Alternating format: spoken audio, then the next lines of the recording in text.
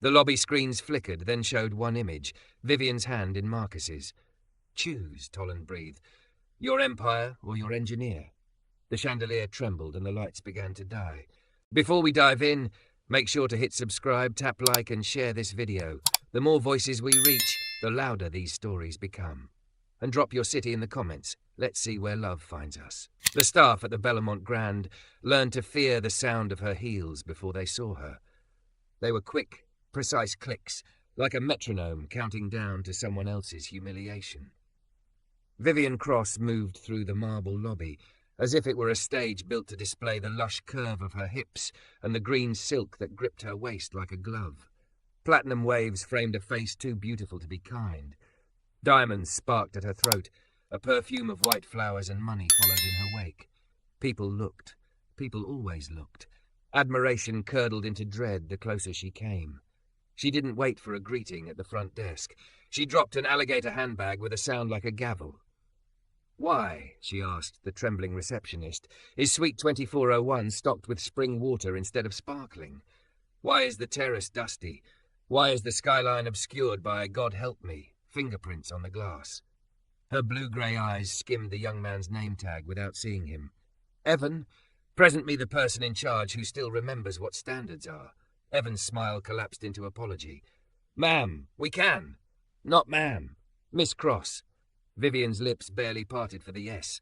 "And you can start by not making me repeat myself."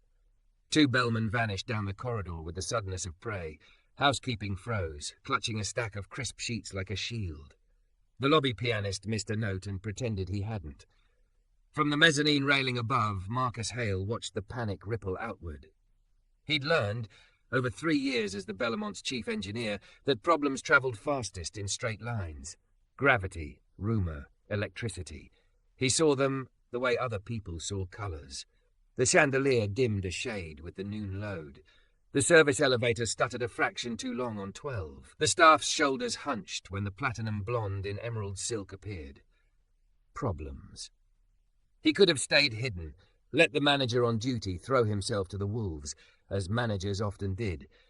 But the terrace dust she'd mentioned wasn't the staff's fault. A haboob had blown in at dawn, and the upper floors were taking the brunt of the grit. The fingerprints came from the glass company that had replaced a pane the night before. The curing compound left a film that housekeeping couldn't touch without voiding the warranty. And the water, well, that was the minibar vendor's substitution because the sparkling distributor had a broken truck axle on I-10. Marcus knew all of it because he'd been awake for most of it, rerouting air handlers, signing off on work orders, punching numbers on a radio until they blurred. He exhaled, rolled the tension out of his shoulders, and took the stairs. "Miss Cross," he said from a polite distance, his voice low, even unhurried. "Marcus Hale, chief engineer. I can address the terrace and glass. The water's an inventory issue. I'll fix that as well." Vivian turned, the appraisal swift and surgical. Her gaze took in his dark skin, the trimmed beard, the rolled sleeves revealing forearms dusted with drywall and sunlight. The radio clipped to his belt like a heartbeat. "They sent maintenance," she said, as if the word were a verdict. "Is there no one with authority left in this building?" He didn't blink. "There is. And right now authority looks like the person who can solve your problems fastest." A few feet away, Evan's mouth opened in a silent O. The bellman returned with a handcart of towels they did not need, eyes bright with the rubberneck thrill of a collision. Vivian leaned one hand on the counter, the emerald silk drawing sleek across her waist. She was more than beautiful. She was built to be looked at, and she knew how to make attention kneel. "Do you know how much I'm paying for that suite?" she asked. "Do you know who I am?" "I know what the room should be," Marcus said. "And I know that at this hotel, who a guest is doesn't change how we fix it. If you'll allow me up now, I'll have the terrace blown and the glass corrected within the hour. Sparkling water will be chilled in ice before you return." Silence gathered like velvet. Vivian's eyes narrowed, but curiosity slipped in under the door. It wasn't the first time someone had defied her, but it was the first time someone had done it without flinching, without heat, without apology. He'd placed a boundary without raising his voice, and oddly it didn't feel like resistance so much as structure, the kind that made expensive things safer. "What's wrong with the glass?" she asked, like a teacher testing a student who had the nerve to answer. "Film from sealant," he said. "If housekeeping touches it, we lose the warranty. If we use the glass company's wipe, it clears without streaks. The desert dust is in the air. Terrace floors collect it every hour. We'll run the blower twice before sunset. The water is a vendor substitution. I'll pull stock from a private event to cover you until the delivery arrives." "And the fingerprints?" She arched a brow. "Are those imaginary desert fingerprints?" He nodded once, conceding the point she thought she'd trapped him with. "Those are real. From the glass crew. They should have worn gloves. That's on me. I'll correct it myself." Vivian held his gaze, and for a beat the lobby vanished. There was a faint crack in the frost of her expression, a fissure he hadn't expected. Fatigue, maybe. Fury was an armor. Exhaustion was the skin beneath it. He recognized it because he'd worn both. "What do you get out of talking to me like that?" she asked softly, and the edges of her voice weren't as sharp. "Your trust long enough for me to earn it," he said, "and my team's dignity intact." Something flickered through her eyes. Surprise, then a flare of something that looked almost like hurt. She straightened, the mask sliding back into place with a practiced click. "You have 1 hour," she said. "If I see a single streak on that glass when I return, I'll have your general manager on the phone with my attorneys before the sun sets." "Understood." He turned to the receptionist. "Evan, call the glass company. Tell them Hale wants their solvent and lint-free wipes at 2401 immediately. Parko, get the backpack blower and hit the terrace from the far corner so we don't coat the furniture. Bree, pull a case of Perrier from the Salon B storage and put it on my log. I'll sign." He touched his radio. "Rosa, can you send 2 on call to the 24th floor for a rush clean after we blow the dust?" The staff moved with visible relief. A rhythm reasserted itself, the steady pulse of competence when someone set the tempo. Vivian watched the orchestrated motion as if she couldn't decide whether to be impressed or offended. Marcus headed for the service elevator, and she, after a fraught pause, fell into step a yard behind. "I'm coming up," she announced. "Not recommended," he said, pressing the button. "Dust and glass solvent are not emerald-friendly." "I didn't ask for your recommendation," she replied, but her gaze flicked to the hem of her dress, the way the silk clung like dew. "Fine, I'll inspect when you're done." Her eyes travelled over him again, not coy, more clinical. "Mr. Hale, is it?" "Yes, Miss Cross." "That tone of yours," she said, almost to herself. "Men don't usually use it with me." "My tone?" "The one that isn't afraid to lose my money." He met her eyes. Respect shouldn't be for sale. The elevator doors parted. For a moment they stood framed in mirrored steel, 2 kinds of armour reflecting back at each other. Hers jewelled, his utilitarian. He stepped in, she didn't. The doors slid closed, taking his image with them. On 24, the corridor smelled faintly of citrus and steam. Marcus keyed into 2401 and stepped onto the terrace. Heat rolled up from the stone, dust curled in the corners like cat's fur. He pulled on gloves, fitted the backpack blower, and started from the far edge, driving grit across tile in disciplined waves. Parko arrived, then Rosa's crew, then the glass rep with a tote of bottles and wipes and a nervous apology. Marcus listened without looking up, cut the apology in half with a quiet, "Hand me the solvent," and began to polish the glass himself, shoulders moving with economical patience until the skyline sharpened and the light poured through like water. He worked in a silence punctuated only by the hum of the blower and the faint hiss of solvent. In work, there was a relief he couldn't find anywhere else. He didn't think of the mortgage or his mother's clinic bills, of the nephew asking if his father's voice would ever come back to their house, of the hostile note tucked under his windshield last week for daring to park on a street where neighbours thought his presence a question mark. He thought of angles, pressure, clarity. He thought of his team watching his back downstairs. He thought, briefly and against his will, of a wealthy woman's eyes when he'd said dignity out loud. He finished with 7 minutes to spare. When the suite door clicked open, Vivian's perfume reached the terrace before she did. She stepped out, paused, and looked through the glass at the city flaring in hard noonlight, as if someone had turned the saturation up on the world. Not a streak in sight. The terrace stones wore the crisp fan of the blower's path. The furniture gleamed. On the wet bar, a bucket cradled green glass bottles wearing a crown of ice. "You made your hour," she said. "It's your hour," he said. She walked to the glass and lifted her hand, hovering just shy of touching it. The sunlight kissed her rings. "You should have been a conductor," she murmured. "I am," he said. "Just not the kind with violins." For the first time, she smiled. It was smaller than her diamonds and infinitely more expensive. Then, as if a string snapped somewhere invisible, her eyes shimmered and she blinked hard. He registered the flicker, pain, quick as lightning. "You okay?" he asked. She inhaled, chin flaring up a fraction. "I don't cry," she said. "I litigate." Down the hall, someone laughed too loudly. A radio chirped. The world returned to its usual noise. Vivian's shoulders squared. "Have your general manager call me," she said, voice again all steel. "There are other matters I require handled." "What kind of matters?" "The kind where standards aren't optional." She hesitated. "And the kind where I don't want to be handled anymore." Her gaze held his, unguarded for one heartbeat longer than it should have been.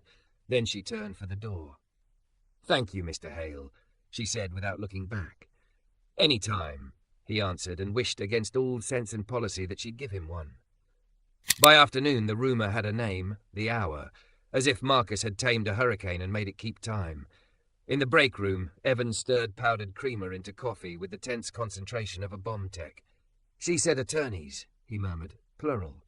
"Attorneys are like sparkling water," Rosa said, slapping a label maker shut. "Loud until the fizz dies." The general manager, a handsome man who smiled like a contract, summoned Marcus to his office with a text. "Urgent." Marcus knocked once and stepped into cool air and soft lighting. On the wall, a framed TripAdvisor plaque glimmered like a superstition. "Miss Cross has requests," the GM said, folding his hands. "Also, housekeeping reports for the names of the staff who touched her suite. We need to manage exposure." "Protect Evan," Marcus said. The GM hesitated. "If it comes to a choice between a platinum-tier guest and a front desk associate—" "It won't," Marcus said. He didn't raise his voice. "Because I'll own the glass prince. And because if we start teaching the staff that power dictates blame, the building will learn it too. Systems fail when fear drives them."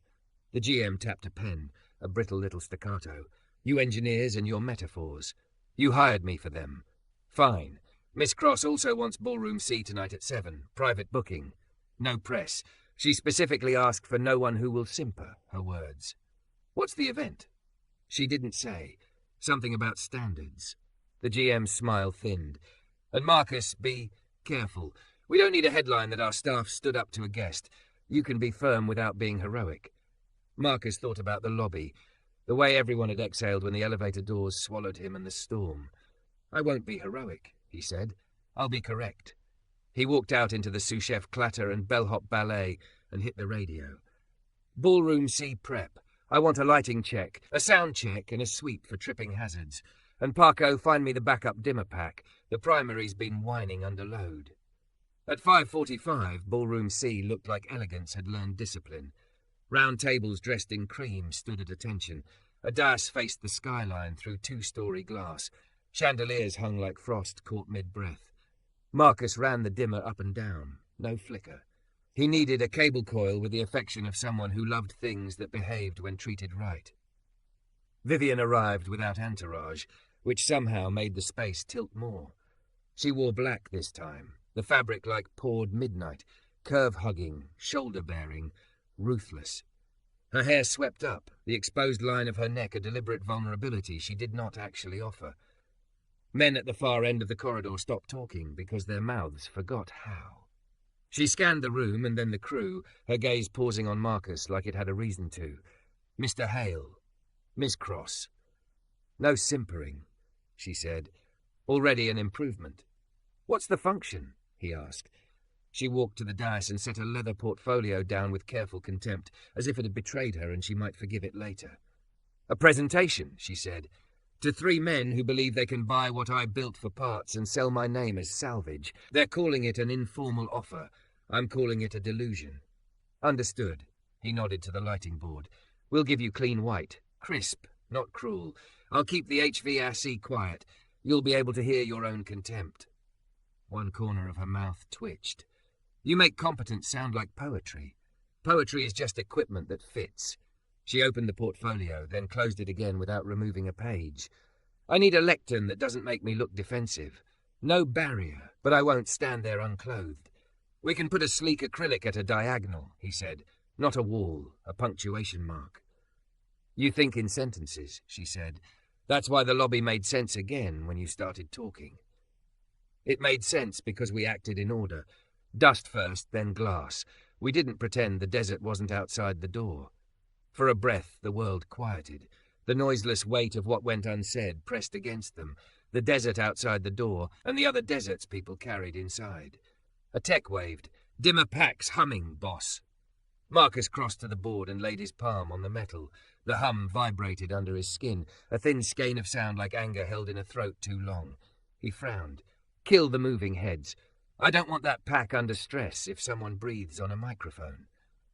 Vivian followed, arms folded, diamonds sketching constellations at her wrists. It has to be flawless, she said. It has to be safe, he corrected. Flawless is a good second. Safe, she repeated, as if the word tasted unfamiliar. Everyone thinks money is safety. It's not. It buys locks and lawyers. It doesn't buy sleep. He glanced at her then, really looked. The armor was the same, the curve-hugging black, the unblinking gaze. But fatigue pulled at the edges. Her lipstick had been pressed flat at the center, as if she'd worried it while reading terms written by men who liked to hunt. A faint crackle interrupted the quiet. The chandelier dimmed and then surged. A breath caught and exhaled badly. Marcus's hand shot to the master slider. Kill the chandelier, he ordered. Emergency ceiling grid only. The room shifted to a soft wash of light.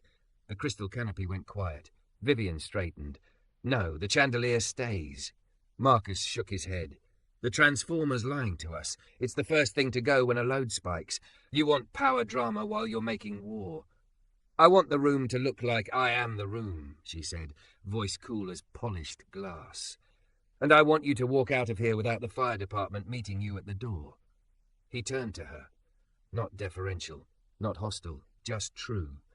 If I light you like a goddess and the power cascades, your enemies will smile in the dark. If I light you clean and even, their eyes will have nowhere else to go. She stared, the refusal rising in her like a tide, and then, almost imperceptibly, ebbing. A thought flickered behind her eyes. Control doesn't always look like spectacle. Clean, she said. Even. She exhaled. And ice water at the lectern. Sparkling after. Evan will bring it, Marcus said deliberately, and watched the flinch that was not his. A small penance offered like a plate. She didn't answer, but when Evan approached 10 minutes later, white-knuckled fingers around a tray, her look was clinical rather than cruel. Set it, she said. No Miss Cross. No knife. Just an order that didn't bleed. At 6:50, 3 men in tailored grey arrived with smiles polished to knives. They shook Marcus's hand only because it was in the way of the door. Vivian met them without moving from the dais. She didn't offer her hand. Her body, thick and certain, belonged to no one in that room. We appreciate you making time, said the tallest, all calm vowels. There are efficiencies. Spare me the euphemisms, Vivian said. You want my blood and my brand. You're hoping I'm too tired to fight. Sit. They did, startled by the simplicity of the command. You've sent letters. Now you'll choose plain words. Marcus tuned the sound like he tuned engines. No sibilance, no hiss. The microphone gain balanced exactly against her voice, which carried a blade wrapped in velvet. He stood where he could see the dimmer pack, the chandelier god asleep, because he'd told it a gentler story. Vivian's presentation was not the scorched earth spectacle the staff imagined she preferred. It was precise, unflinching, almost tender toward the company she'd dragged from adolescence to dominion. She named the people whose work had made profits bloom. She named the communities that would bleed if efficiencies arrived like locusts. She laid out numbers that made poetry irrelevant. When one of the men cut in with but margins, she lifted a hand and he obeyed it without knowing why. When she finished, the room held stillness like an inhale before a verdict. The tallest man shuffled papers that did not want to be touched. We'll revisit terms, he said. Your position is noted. It's immovable, she said, but there was no swagger in it, just gravity. They left faster than they had arrived, as if the exit could undo the loss of ground. The door closed. Vivian stood there, hands on the acrylic, as if the punctuation mark could hold her up. Marcus approached only as far as professional distance allowed. "Clean," he said, "even." Her laugh cracked, quick and raw, the sound of ice underfoot. "They expected me to break," she said. "I hate that I wanted the chandelier." "You wanted light you could control," he said. "It's not a sin." She looked at him then with a kind of exhausted curiosity. "Do you ever tire of being right?" "Constantly," he said. "But the alternative is apologizing to the fire marshal." She pressed a palm over the acrylic's edge, the diamond facets biting lightly into skin. "You were hard on me downstairs," she said, meaning the lobby, and also meaning another life.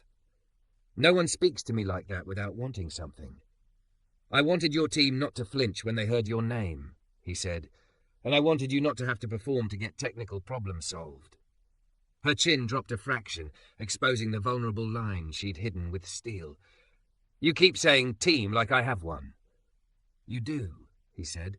"They just thought you'd forgotten they were people." Something in her steadied, the way a picture stops rattling when a train passes. "Tell your GM," she said, "that any complaint I made about staff is withdrawn. If he tries to discipline anyone over Suite 2401, he'll hear from me. And tell Evan." She stopped, as if the words were a language she didn't speak. "Tell him I noticed the water was cold." "Or you could tell him," Marcus said. Her mouth curved. "Delegation is a skill, and courage is another." They stood in the hush of a ballroom that had held its breath and not blacked out. Outside, the desert bruised toward evening. She lifted her portfolio, then didn't. "Mr. Hale," she said, and the slightest warmth threaded his name. "Do you ever step outside the service corridors? There's a bar on the roof. The view is clean. Even." "I don't drink on shift," he said, almost apologetic. "And off shift?" He studied her for the beat a man should risk if he is going to risk at all. "Off shift I like views that don't require me to hold the building up." "Good," she said softly, as if he'd passed a test he hadn't known he was taking. "Because I don't want to be held up. I want." She stopped, and for once left the sentence unfinished, a cliff with something worth climbing beyond it. 7:30 tomorrow, she said instead, recovering. "I'll be in 2401. If the desert tries to come in again, you can tell it no." "I tell it no all day," he said.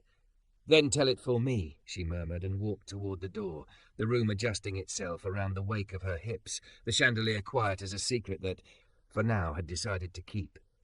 The desert bled a soft copper light along the skyline when Marcus knocked on 2401. He'd already told the day's heat no twice, once to a stubborn damper fighting the air handler on 23, and again to a concierge printer that preferred drama to service. The door opened on the third knock. Vivian stood barefoot on the parquet, black silk traded for a white blouse and dark jeans that looked like a concession to gravity. Her hair was loose, the platinum falling in a way that could make a man forget where he was going. "You're early," she said. "The desert never keeps time," he answered, lifting the case he'd brought. "Negative pressure kit. If you want the suite to breathe inward and keep dust out, we tune the vents and seal the sweep at the terrace door. The room will stop arguing with the world and just pull." "Like a room that inhales so it doesn't choke," she murmured, stepping back to let him in. "I like that." He set the kit on the console, noticed the portfolio on the coffee table still closed, as if she didn't trust anything inside it not to bite. On the wet bar, 2 glasses waited beside a bucket of sparkling water. The ice had started to web, melting at the edges. Someone had chilled it on purpose and then not drunk any. "Did you talk to Evan?" he asked, kneeling at the terrace threshold with a screwdriver. "I did." She leaned a shoulder to the glass, watching him. "It was awful. What did you say?" "I said I noticed the water was cold. Thank you. Then I hovered like a lunatic and he thought he was being fired. I don't practice this, saying non-weapon things." "You'll get better," he said, working the sweep into place. "It matters that you tried." Silence breathed between them, not empty, just present. He measured static pressure at the vent with the small digital gauge, adjusted the damper 2 turns, felt the air thread against his cheek. The room began to pull. Vivian stayed by the glass, palms resting on the cool, her reflection a ghost laid over Phoenix. When she spoke again, her voice came softer, like sound after a door closes. "You said yesterday you wanted my team to stop flinching at my name," she said. I asked myself when I started wanting flinches. It wasn't always like this. What changed? My life got louder, she said, eyes on the city. Every time a man in a grey suit said I was too emotional to run what I built, I sharpened my edges until there was nothing soft left to grab. It worked, and then one day I realized people were stepping back even when I wasn't swinging.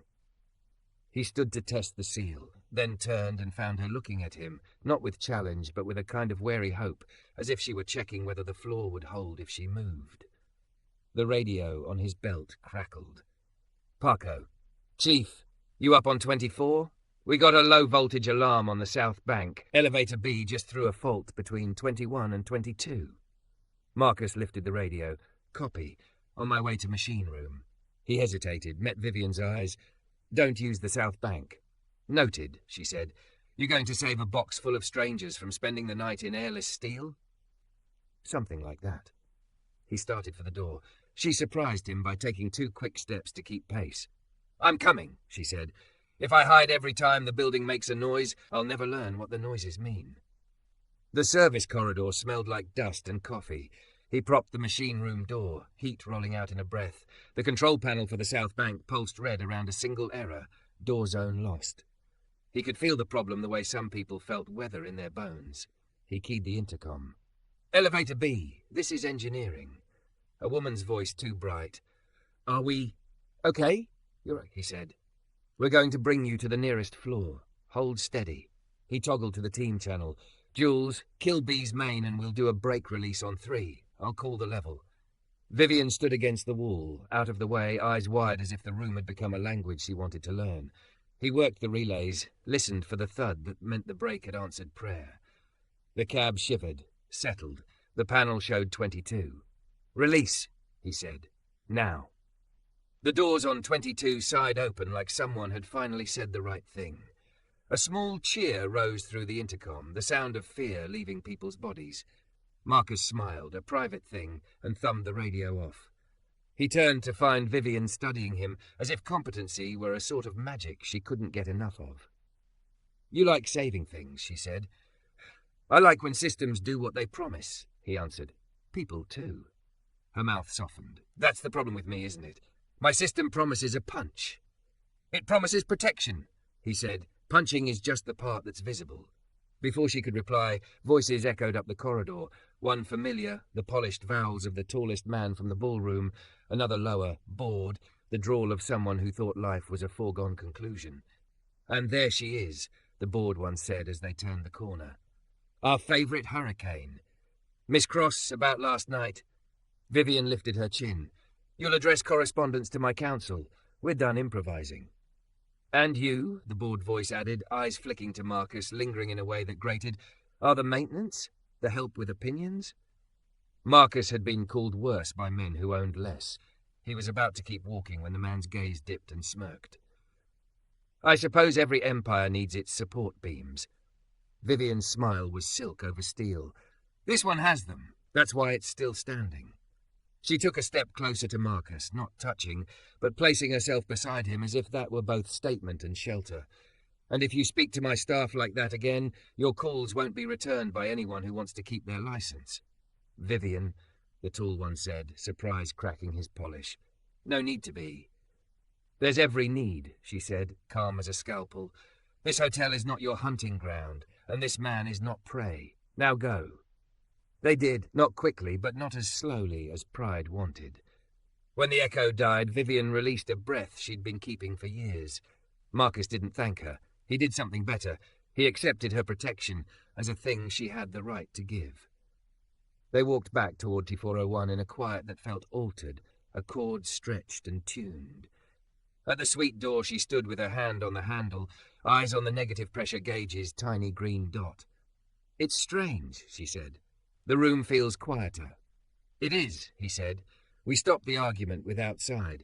Her gaze came up to meet his. "Teach me to do that, with people." He smiled, small and honest. "Start with one sentence and no weapons." "To whom?" He looked at her, weighed the room, the city, the noise in both of them. "To yourself."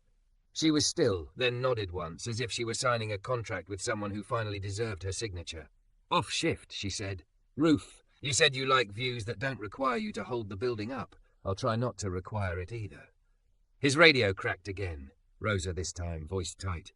Chief, we've got a burst on 15, sprinkler in the east corridor, head sheared. Water's got a taste. Brown. Looks like it's pulling sediment from the riser. We need shut-off, stat. Marcus's body moved before his mind finished the sentence. On my way, he said, then to Vivian. Stay here, please. I can walk and not get in the way, she said. You'll need doors opened. Authorizations, I'm good at those. He hesitated only the length of a heartbeat, then nodded. Stay behind me. They hit the stairwell, his boots taking steps by threes, her bare feet astonishingly sure. On 15, a ceiling tile sagged like a drowning lung. Water hammered the hallway, a broken artery flinging rust across cream carpet in ugly flowers. Rosa stood soaked and grim, hand over the branch valve wheel that wouldn't budge. Seized, she said through wet lashes. Marcus shoved his shoulder under the wheel, braced, heaved. It gave with a groan that echoed down the line. The spray thinned, stuttered, stopped, leaving only the hiss of insulted pipes. He wiped his face with his sleeve and looked around at the ruin. We'll lose the corridor carpet, he said. But the rooms are dry. Rosa, pull 4 shop vacs and 2 air movers. Jules, call the restoration vendor. 15's priority. Parco, plastic runners from storage. Make a path so the wet doesn't spread. Vivian stood with a hand on the door jamb, diamonds dripping like rain. Her blouse clung, indecent and proud of it. She didn't flinch at the mess. She didn't bark. She listened. When Rosa slipped on the slick tile, Vivian reached out without thinking and steadied her. Careful, she said softly. Rosa blinked, surprised, then nodded. Yes, ma'am. Vivian looked at Marcus then, an expression on her face that didn't have a place in her old vocabulary. It might have been gratitude. It might have been relief. Tell me what to do, she said. He gave her the simplest job that mattered. Stand at the stairwell and keep guests from walking through. Smile if you can. If you can't, use your courtroom face, and if anyone asks who's in charge, point at me and say it's handled. She did exactly that. And when a couple in resort wear came round the corner and started to complain, Vivian lifted her chin and said, It's handled, in a tone that made the hallway feel like a better place to be. 2 hours later, the corridor roared with drying fans, and the worst of the water lay caged in shop vac bellies. Marcus logged the shut-off time, rubbed the ache out of his wrists, and felt the fatigue of a day that had been longer than its hours. Vivian appeared at his elbow with a towel she'd stolen from somewhere and a bottle of water. She held both like offerings she wasn't sure how to make. For you, she said, cold. Thank you, he said, taking them. The towel was thick and absurdly soft. He pressed it to his face and for a moment let himself disappear. When he lowered it, she was closer than hotel policy liked. He didn't step back, neither did she. What does it cost you, she asked quietly, to keep showing up like this? Everything, he said, because the day had stripped the varnish from his truth. And nothing I'm unwilling to pay. She looked like a woman who had been given a number and discovered she could afford it. Roof, she said, barely above a whisper. When you're off. His radio clicked one more time. A new voice. Security. Chief Hale, be advised. We've received a call from a Mr. Tolland. Claims to represent Cross Holdings. He's lodging a formal complaint about unprofessional fraternization between staff and a guest. Says he has photographs. Wants you removed from the floor. Vivian's face hardened, then transformed. Anger found purpose, not spectacle. She reached for his radio with a decisiveness that asked rather than stole. He let her take it. She pressed the button and her voice went cool and lethal. Security, this is Vivian Cross. Log this. Any photograph of my engineer doing his job exists because I asked him to do it.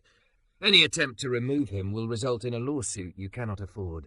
If Mr. Tolland calls again, tell him to bring his attorney and his appetite.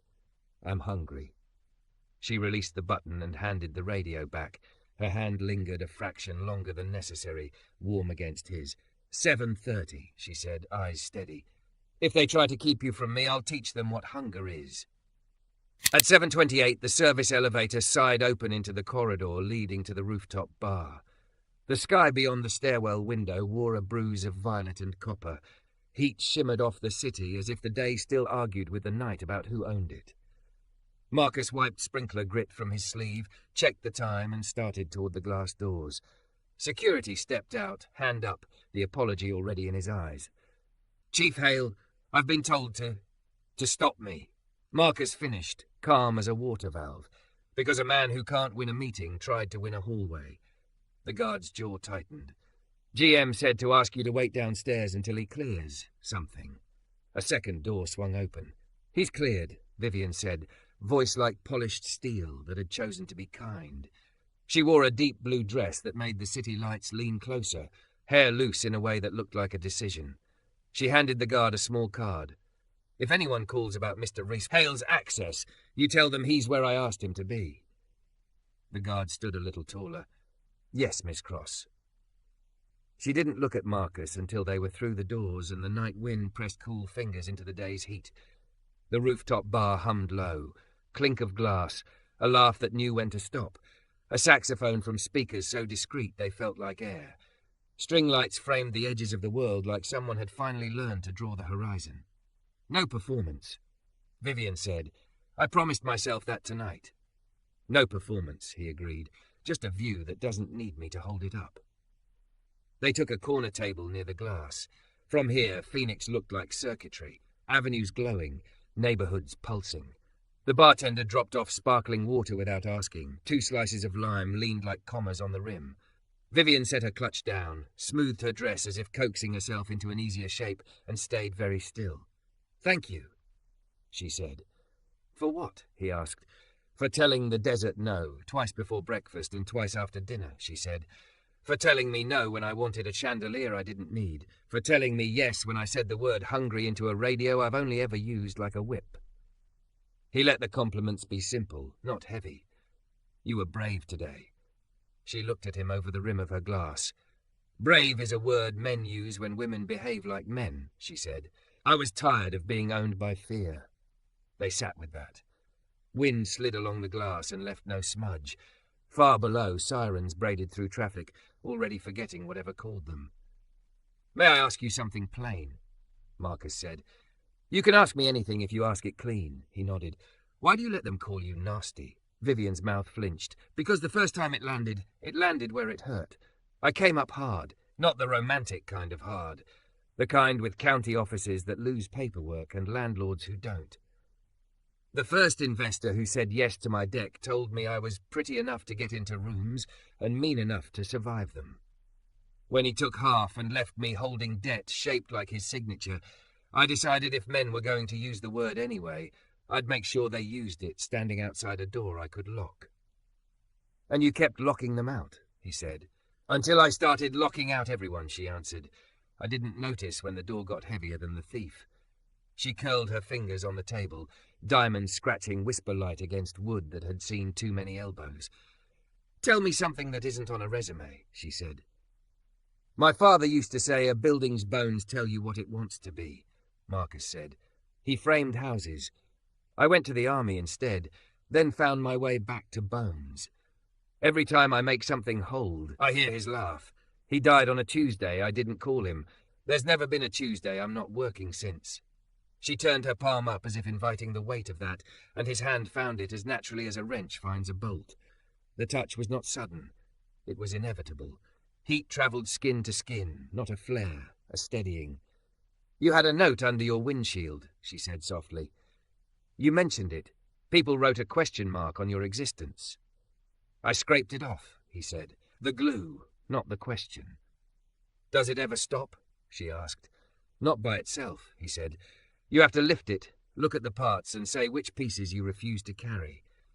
She drew a slow breath and let it out through her nose, an elegant human sound. "I don't know how to be wanted without being used," she said, eyes on the city. "I don't know how to be protected without paying for it later." "That's because you've been buying people instead of believing them," he said, gentler than the sentence could have been. "You don't have to buy me, Vivian, but I won't be a secret. I won't be an apology you pay for with your staff." Her chin lifted a fraction. "Are you standing up to me?" "Yes," he said, "because it's the same as standing up for you." For a heartbeat, her eyes shone like a thing about to spill. Then she laughed, small and incredulous. "You realize no one does that? They either worship or wage war." "I'm not a church or a battlefield," he said. I'm a man with a job and a set of lines. You can cross a lot of things, Vivian. Not these. What are they? No lies, he said. No using me to hurt people who can't fight back. No asking me to disappear when a camera points in our direction. If it can't survive sun, it can't survive me. Her mouth softened.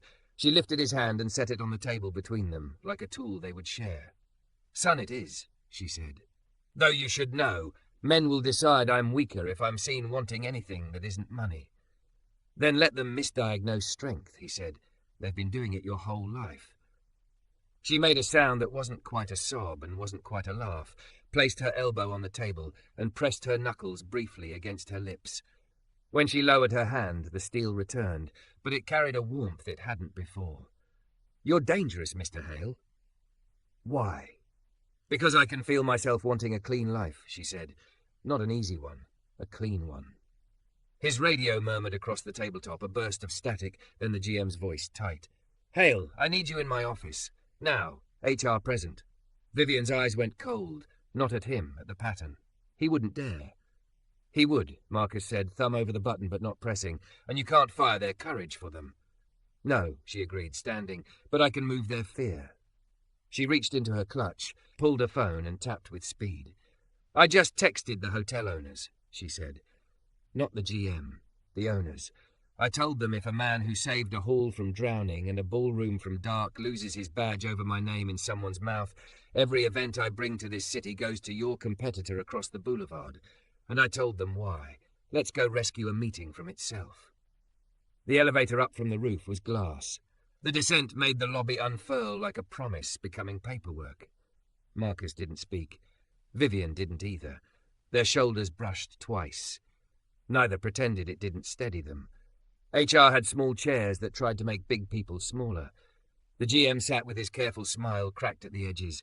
A woman from HR folded her hands like origami meant to look harmless. A printed complaint lay between them. The words fraternization and inappropriate proximity, bolded as if font could make a case. We received a formal report, HR began, out of an abundance of caution. Use plain words, Vivian said, sliding into a seat beside Marcus rather than across from him. A man who failed to buy my company is trying to buy a narrative. Miss Cross, the GM said, sharp with the terror of losing control. This is an internal matter. It became external when you let my name be used as a crowbar, she replied, cool. Proceed. Say what you came to say to my engineer while I listen like the woman who writes checks to your owners. HR blotted her lip with her tongue. We have a photo of Mr. Hale and a guest appearing, intimate, on the roof, hands touching. Vivian glanced at Marcus's hand, at the memory of heat on wood. I touched him, she said, and the room flinched, because my hand was shaking and his was not. If you intend to police gravity, start with the chandelier in Ballroom C. We have policies, HR murmured. And I have eyes, Vivian said. Here's what they saw today. A man preventing a cascade failure that could have injured guests. A man kneeling in grey water to save your carpet. A man refusing to let my money buy his ethics. If you suspend him, I suspend your future bookings. If you terminate him, I terminate every contract I control within a mile of this property and stand on the steps explaining why to any camera that wants to hear about competence punished for proximity. Silence spun out, fine and taut. The GM's pen stopped moving. HR's folder closed itself as if shy. Mr. Hale, HR said finally, choosing retreat like a sensible animal, we'll take no action at this time. Please continue your shift. Marcus inclined his head. I will. And for the record, the only proximity I'm interested in policing is between a fault and a fix. They stood. The meeting broke like bad weather. In the corridor outside, the air tasted less stale. Vivian leaned against the wall and let herself laugh, a quiet, delighted sound that looked shocked to be born. You didn't need me, she said. I needed you to choose, he answered. You did. She sobered. I chose you in that room. I don't know what that makes me in the world. It makes you honest, he said. We'll figure out the world. They hadn't taken 3 steps before the building itself made a noise neither of them liked, a deep animal thump from somewhere below, then the soft menace of lights thinking about leaving. Marcus's head snapped toward the ceiling. The lobby chandelier hiccuped once, twice, steadied. What was that? Vivian asked. He was already moving, listening with his whole body. Transformer on the west service line, he said, certain as weather. Or something pretending to be one. Her hand found his sleeve, not to hold him back, just to tell him she could run. Tell me where you need me. Anywhere I'm not, he said, and then, because he had learned something tonight, he added, or exactly where I am. Exactly, she said, jaw set. Then let's go tell the dark no. The second thump came from deep in the building's belly, a heavy, sullen sound, then a shiver through the lights like the hotel was bracing for a blow. Marcus put 2 fingers to the wall and felt a tremor he knew too well. West Service Line, he said, already moving. Something sagging. They cut through a staff corridor, past framed photos of ribbon cuttings and floral arrangements. Vivian kept pace, ungasping, the blue of her dress catching and releasing the hall light like steady breathing. On the radio, he was all spine. Security, freeze elevators at nearest floors, doors open, front desk, announce a brief power test. Use the word test. Engineering to West Switch. Kitchen, kill non-essential burners. Ballroom, chandeliers off. Life safety stays hot. Rosa, grab the emergency keys and meet me at electrical. Copy, came a chorus. For months the hotel had obeyed money. Tonight it obeyed a voice that didn't need volume to be obeyed. The electrical room door fought its hinges like a thing that knew secrets. The air inside was a degree hotter, with a tang of ozone and dust that smelled exactly like worry. A bank of grey metal cabinets squatted against the wall, green lights winking, one red eye glaring like a lie that wanted to be believed. Marcus pressed the back of his hand near the panel, warmer than it should be, not yet dangerous. The line diagram on the door showed the hotel's bones, utility feed split east and west, tied by a breaker as wide as a man. Vivian stood outside the yellow tape on the floor without being told. Tell me what you're seeing, she said, steady. Voltage sag on the west bus, he said, popping the latch and exposing meters that quivered a hair under nominal. Transformer's lazy or something's nibbling ground. If it cascades, we lose guest tower A and all the kitchens. And if you stop it, we feed west from east through the tie, shed load, bring the generator online to cover spikes. Then we call the utility and replace the lazy thing before sunrise. Rosa appeared, damp curls escaping her clip, keys like a small wind chime in her hand. Chief, ATS is thinking about misbehaving, she said. It twitched when the lights did. Of course it did, Marcus murmured. Okay, Rosa, hold the generator in warm start. Don't let it commit until I say. Jules, you at the tie? On it, came the reply from somewhere in the metal forest. He looked at Vivian.